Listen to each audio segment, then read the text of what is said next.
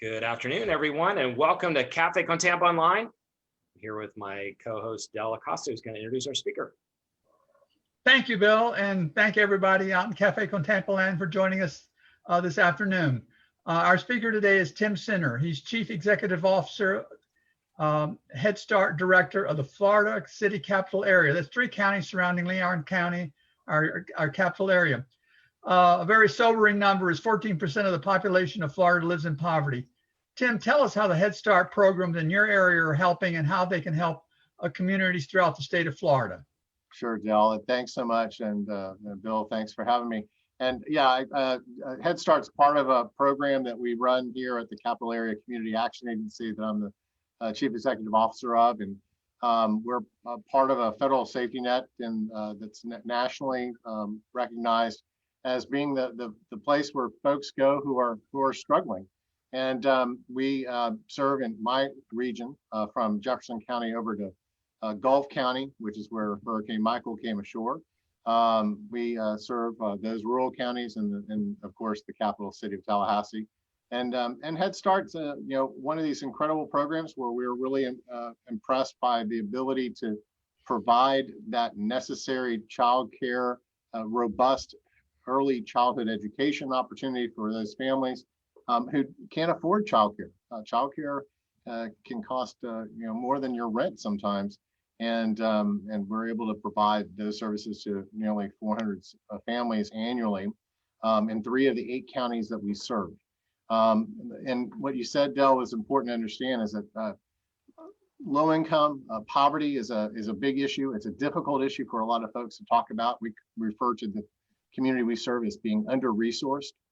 And in the state of Florida, 14% of Floridians live at or below the poverty line. That is about $14,000 for an individual person as annual income. For a family of 3, about a little over $21,000 a year. So you can imagine how tough that is to put all that together. But we're one of many different programs that provide assistance, help people pay a utility bill, perhaps offer rent assistance, free childcare through Head Start for those folks who financially qualify. And then above that population of those at poverty line is what we would refer to as the working poor or the ALICE population. If you talk to your local United Way, the ALICE population is defined as asset limited, income constrained, and employed. That population, depending on what county you're in, will add another another significant percentage of population that usually by county is about 50-50. 50% of the people are at ALICE or poverty, and then 50 people are above that survival budget and able to make ends meet and able to save for their retirement and maybe go on a vacation, things of that nature. So we've got a lot of folks, but in my region, it's amazing because in the city of Tallahassee where I live, 28% of the population lives at or below the poverty line, 28% in the capital of the 3rd largest state in the country, 22% of our county, 21% of my entire region is at or below the poverty line. That's a significant percentage of people, and those are folks that aren't necessarily part of the economy and the way we think of things. So real opportunities to try to make how do you make a dent in that? I think that's kind of what we're trying to do by working with our partners.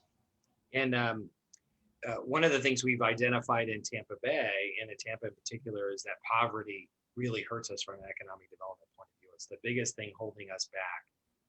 Now that we've, as a region, looked at the real numbers, we know that poverty hurts us in terms of investment and from the people who want to move here. So I think there's a unified cause right now, business leaders, community leaders, political leaders looking to solve the poverty problem.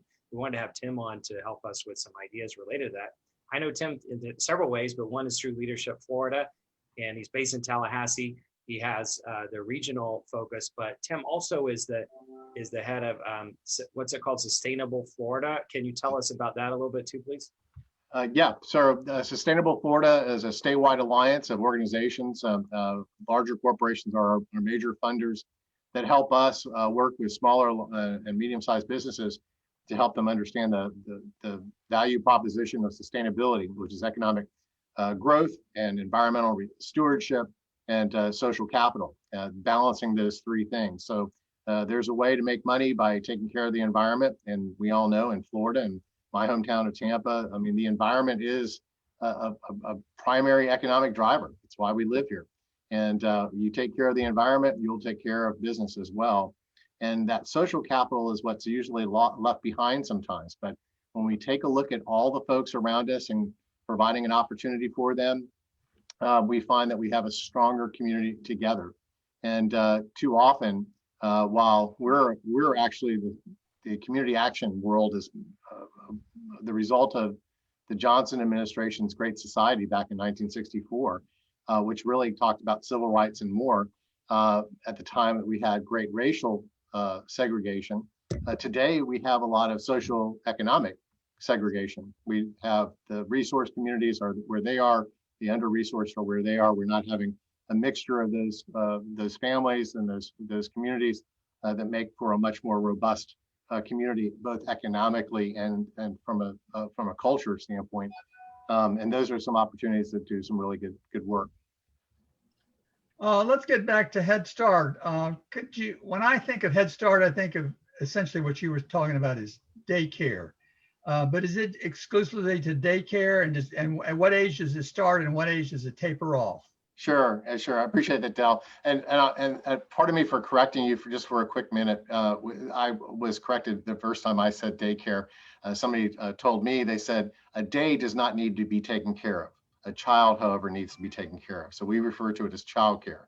And more importantly, most childcare focuses on simply the kid. So parents are able to drop the child off, and the child spends that day with the caretakers, and then the parents are able to pick the kid up at the end of the day. That's awesome, and that's really important. And a lot of kids get wonderful education experiences and socialization experiences that prepare them pre-K, pre-kindergarten. Our kids are 3 to 5 years old. We are a pre-K program as well. And a lot of our kids are coming in from low-income families with a tremendous amount of deficits that we're able to, in a very holistic way, a very robust way, offer a high-quality early child care education. So letters, numbers, colors. Kids are going to learn to be able to read in Head Start before they go into kindergarten. Kindergarten is the new first grade, by the way. You are expected to know how to read before you go in. And we're going to also do a lot of the other things, offer speech therapy services, offer physical therapy services, work on gross and fine motor skills, work through play therapy that will promote the educational part. But what distinguishes Head Start from all the other child care agencies, I think, is that what we're focused on is a 2-generation approach. We're a research-based method because we've got staff who are social workers, who are working directly with the families, the parents, the guardians of the kids that are in our Head Start program. So we're not only working with the family, working with the children, but we're working with the families as well to hopefully give them a step up, help them get ahead. And the programs that we have in our agency, some of those services to help people when they're in crisis, pay a utility bill, are added to that service that we provide to those families. And then we have some programs that are designed to help a family become more self-sufficient, to become independent of the public services that we're providing that are free of charge to them, but are able to actually help them achieve maybe what could be future goals for them.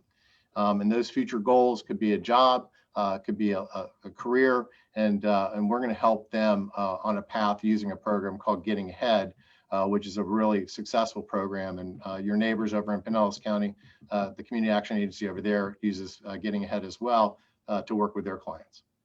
So I have a question about poverty overall. What are some of the drivers of poverty, and what are some successful interventions that communities, businesses, community groups, and governments can use to redirect that? Well, there are a few different drivers for poverty, and unfortunately, as I was talking with a group earlier this morning, we think of the American dream and the opportunity for anybody to kind of do whatever they want to do and achieve whatever they like to achieve, and that's true. And there's a lot of potential there for folks. But the reality is a lot of things are predicted upon where you're going to be, with the family you're born into, the community that you're born into, and what you learn. So in some cases, poverty can be situational. A person could lose a job, a person could have a major medical expense or a car expense that drops them down into financial turmoil that qualifies them for public assistance types programs. And those folks, may become impoverished for a period of time and then eventually work their way out. But other folks are there because maybe policies and such that are external to them are preventing them from moving forward. There's some great research out there in terms of how housing was financed back in the day, and the ability for resource families to get loans and be able to build up a nest egg by using real estate as a method to achieve wealth. And others were not permitted to get loans and were not permitted to buy property, and so therefore the generations lost opportunities there as things are handed on along the way. When I talk to big groups, I kind of talk to them about, in some cases it's a personal, not a personal choice, but it's a result of personal decisions. They did not get. We have a number of kindergartens, for example, in Title I schools, where you have a significant population that did not receive any type of preschool. So kids are coming in already with deficits, they're already behind the curve. And so by third grade, which is the most important grade as it relates to reading, because you stop learning to read and begin reading to learn, that if you're not at grade level for reading, you're going to continue to fall further and further behind in school and more prone to dropping out. And so situations that promote that or enable that could be internal to families and internal to your community. But then there could also be policies and such that do that. So there's, if you didn't pull yourself up out of your bootstraps, maybe somebody didn't give you boots or straps to help you do that. And so there's a combination of elements there. What I try to say, though, is that if you've seen one poor person, you've seen one poor person. Everybody's situation is different. And it's don't try to paint the whole thing with a broad brush and assume that there's one silver bullet to fix this entire problem. Now, the second part of that, and I'm sorry, Del, I'm going to chime in with this, which is, so what works? So, and this is what got me involved in this space, because I'm an attorney and I spent my first few years out of law school working on juvenile justice policy, which is multifaceted. It's education, it's criminal justice, it's courts, it's social services and such. And you realize that all of this stuff is interrelated. And working in the legislature, for example, it's a whole system by itself, learning how that process works. And what I consider to be, everything's a system. So, Bill, I think you're a newly recently newly elected into elected office, and serving there, you're learning how that process works. Or if you're a planner, learning how, Del, you're learning how the planning process works, so you can get everything cited properly and zoned properly and so forth. And one of the things that most folks will talk about is that the key to getting out of poverty is a job, having skills, having an education, and moving forward. But we fail to recognize that a lot of folks just don't understand a lot of those issues because they're living in what we call the tyranny of the moment. And that tyranny of the moment prevents them from thinking long-term or understanding long-term opportunities. You're dealing only with the concrete in front of you, not thinking about the abstract concepts of, if I go to school, I'll eventually get some type of certificate or degree that enables me to be qualified for a particular type of job and get on a career ladder and a career path. All that's very, very conceptual and a dream to many people. So what I did when I came on board in this space about 8 years ago was I looked around. We've been in a war on poverty since '64. What works?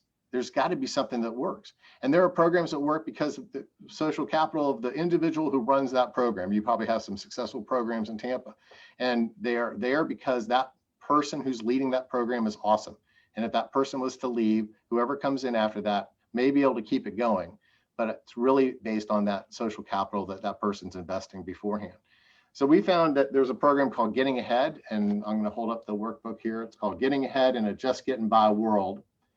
And it's just a workbook. We have a kitchen table format, people sitting around a table, hollow square, if you will, and 10, 15 people talking through 10 modules about life. We don't teach them how to dress for success, write a resume, how to do a job interview. We're not teaching them about education so much as we're talking to them maybe about language, or the fact that there's different social economic rules of different classes. So people in poverty might have a different set of rules that folks in middle class don't subscribe to or use in order to achieve success, and folks in wealth use a different set of rules. Kind of like if you go to somebody else's church, the rules are there. They're not right or wrong. They're just different. You may not know what they are. And so we really work with folks on that and helping them understand that maybe you're looking at life in a particular way. And once you begin to understand these systems, you may understand why you're getting certain outcomes for certain behaviors. And all of a sudden, at the end of this whole thing, we ask people, what would your future story be? And all of a sudden, they get an opportunity because over the course of that 15-week program, folks are rising above the tyranny of the moment and beginning to think long-term, beginning to think abstract concepts and beginning to plan for their future. And that's getting ahead to us has been tremendously successful. We have about a 45% success rate on taking people through a program and moving them off of public assistance. And that's a phenomenal success story as it relates to a space that I think most people don't understand, that you can help the under-resourced without destroying the resource through taxes and redistribution of wealth, but you can do things by giving people a sense of hope, a sense of opportunity, and understanding how to apply that. What about high school age, our high school age population? It's been known for a long time that if you can't read by third grade or into the fourth grade, you're in trouble. But we repeatedly hear about students entering high school and still not being able to comprehend. What are we doing to get these young people while we still have them in some sort of a systematic system and not entering the workforce at 18 or 19 with no skills? Yeah, well, I wish I had the answer to that. And I think that a lot of folks do, because that's a great challenge. When we have folks who, if you start failing at something, you're not inclined to keep going back and failing again. And that's what school becomes for a lot of these kids. And that's a tough thing. Unfortunately, actually, one of the things we require to be able to qualify for getting ahead is that you can read. You don't have to have a GED. We'll work with you to get you a GED, but you have to be able to read, and that's a key thing. We also have an issue regarding with getting ahead. There's a couple different versions of that. There's one that's called the R rules, the letter R rules. It's about resources and teaching kids how to develop the resources necessary to support them and their goals. And when you do that, you've got an opportunity to really make a big difference there because folks begin to change their focus, begin to think in a different pattern, and hopefully get into go on a trajectory on the path to prosperity that would enable them to actually complete school, to be able to, maybe perhaps go to a post-secondary opportunity, whether it's a sort of certificate program or it's going to be community college or college. The other part is, and you're seeing, I think, a big focus now on what I would call workforce education. I think when we call it vocational education, we tend to think not as highly about that. But that's one area that those jobs aren't outsourced. The issues of plumbers and electricians and those skilled trades, you still need to be able to read, you still need to be able to do math. But now you've got the opportunity to really make a very healthy living and using your hands and doing the things that are less about burying your head in a book, but really applying your skills there. And I think that we're seeing more and more of our educational institutions trying to promote career education, workforce education opportunities. And that may come from your community college, it may come from your adult ed program, or it may come from your high schools. For anybody watching, welcome to Café con Tampa. And whether it's your first time or not, please hit the like button, hit the share button. We do this as a free community service to try to provide information to the public. If you're watching on YouTube, please hit the like button, the subscribe button, and the notification button so you'll be sure to get updates on it. And be sure to like our Facebook page and Twitter account. Tim, back 20 plus years ago, I was involved with the Hillsborough Education Foundation, and we started a K-2 program working on reading and social skills intervention. But one of the things that we found out, we were trying to track the performance of it over time. And one of the things we found out was that if you look at the population of kids entering kindergarten versus the population that's entering the ninth grade, there was a 50% difference. And what we didn't know is the quality of the education of the people coming in, most of them coming from other states, but we don't know what the quality of education was in these other states.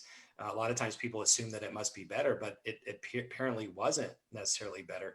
And so how do we, since we have such a migration from other states into the state of Florida, how do we address those issues and try to impact success, even though we may not have access to them early on?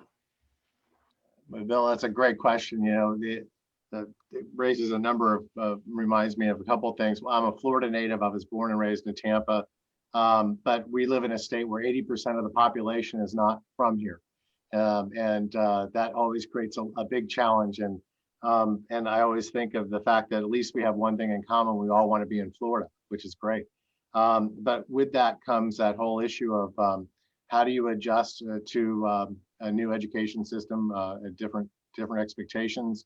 Yeah, you heard sometimes the Northeastern schools might be more advanced than down here, but I don't know if that's the case or not anymore. I know that we've made as a state tremendous strides in terms of improving our graduation rates and for all students, not just certain demographics. So I know we've got real challenges, but I don't know if there's a way to create a welcome to Florida. Let us show you the Florida way of succeeding. But maybe there's an orientation that we need to put kids through, students through, to perhaps even the adult population as well. The big thing for us is as we work through working with folks who are in poverty, is that for many folks, they don't know any different. For example, we have probably almost a revolving door as it relates to paying utility bills. And so we can pay two utility bills a year for a family that qualifies financially. And that's about 150% of poverty. And some of those folks are budgeting for us, and those are seniors. But other families, they've got kids, and those kids know that you come to community action every few months, every 6 months, and you get your utility bill paid. So when that kid gets older and into their life, and if they're not anywhere where they're financially able to take care of themselves, they'll know, okay, this is where I go to budget for taking care of my bills. And that's a tough thing. We also know that we serve nearly 10,000 people a year and households in our region alone just in paying utility bills. And we also know that the slowest time of the year is going to be during the income tax season because folks are getting their income tax credit. They have new cash, they have newfound cash that they've gotten, and they don't come in for services here.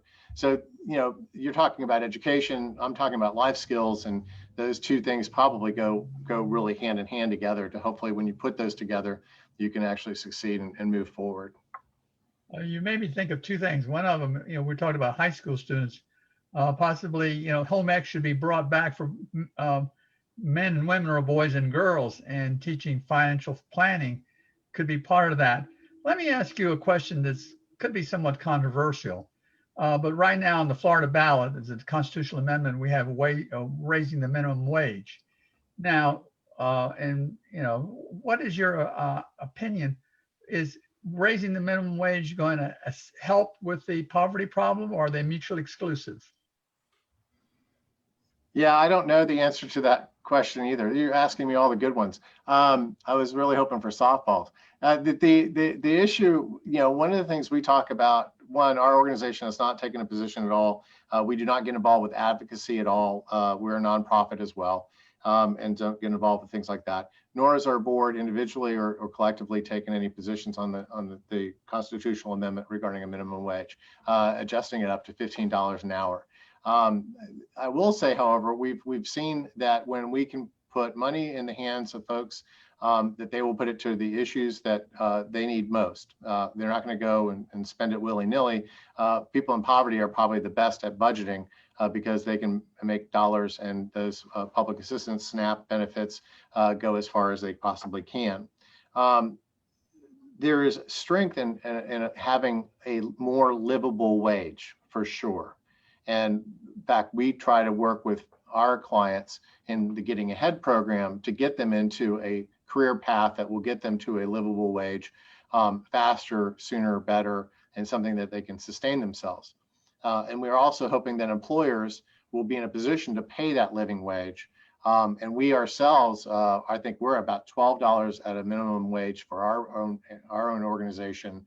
And so going to $15 would be very tough for us actually as a nonprofit to keep our staff and to keep going in that direction. So it will be tough for some folks. I think when you take a look at certain fields, I think hospitality and the restaurant industry, that's very tough to understand what's going to go on there and what the impact can be. We've seen what happened, I think, out west in Portland, Oregon. They've had some difficulties in that space. We'll see more automation. We'll see, prices increase for those of us who are taking advantage of those services. And we're a service-based economy. So I think there will be some detrimental impacts to some organizations. But the key is, I think, if you're an employer, if you're a business, you're going to pay a livable wage if you can afford it to the best of your ability in order to retain and recruit the best talent possible, and in order for you to actually have a good value proposition to sustain yourself as an organization. So I don't know what the answer is in terms of is it good or bad for the economy, but I think as it relates to an individual, if they're able to get more dollars, that's great. But again, if you're at 65% of people in poverty work, they just don't necessarily work 40 hours a week. They just don't work 50 weeks out of the year. And so people are working, and so more money to help them cover expenses, which have gone up, that would be great. I think the idea that this is transitioned over a yearly basis a little bit, that helps soften the blow perhaps. But I guess we'll see, won't we? Del, do you want to ask the last question? Well, I think that this has really been an eye-opener. You've covered a lot of things. Let me just kind of throw at something I mentioned before. Do you think we should look at bringing back to high school, because you're talking about education, it's kind of a head start for young people to go into adulthood, something like Home Ec that teaches everything from auto mechanics to budgeting to learning to read and interpret things? Yeah, I was talking to our daughter today. She's 15, a sophomore at Florida High, which is a developmental research school attached to Florida State University. And she said, "Dad, they don't teach us anything about the real world." And I'm sure we all said that probably when we were going through school too. And I believe the legislature passed a requirement for some financial literacy training to be incorporated into schools, which is great. For folks to understand what credit is and how compound interest works and how to do a budget. I think also when you take a look at schools, and next time you have an educator on here, they'll tell you they're expected to do everything. They're expected to be social workers. They're expected to be the police. They're expected to be educators, which is really why they're there. And adding one more requirement on top of the 150 other requirements that they've got just complicates matters more in order for students to be able to get enough credits to be able to qualify to go to college. So the way, if they could figure out how to integrate those life skills, Dale, so that kids know how to cook, I would have probably appreciated that. My daughter would probably appreciate it when my wife's away for me to learn how to cook. So those things would benefit us for life, and that'd be a wonderful addition if we could figure out how to make that one. Thanks so much for taking time out of your day. We always run out of time just as these conversations are getting good. Anything else you want to say about either of the organizations you're involved in, either of these two? And then also, do you have any websites or anything that you want to tell us to go to where we can get more information? Sure, Bill. And Del, thanks so much again for the introduction and the opportunity to speak with y'all. And, Sustainable Florida is at sustainableflorida.org. Pretty easy to find. If you can Google my name, Tim Center, it's pretty easy. You'll find me in a number of different places. But as it relates to dealing with low-income families and Head Start, I would just take a look for Capital Area Community Action Agency. If you type in simply the words community action, you'll probably find the program that's in your neck of the woods. And if you type in Tallahassee and community action, you'll find us pretty easily on the web. And we'll be glad to guide you and share with folks how to run a Getting Ahead program and how to improve their services dealing with those folks who are less fortunate than many of us. Great. Well, thank you so much, and look forward to seeing you again soon, hopefully in person. Looking forward to it, Bill. Thank you. And Del, nice to meet you. Thanks so much. Thank you.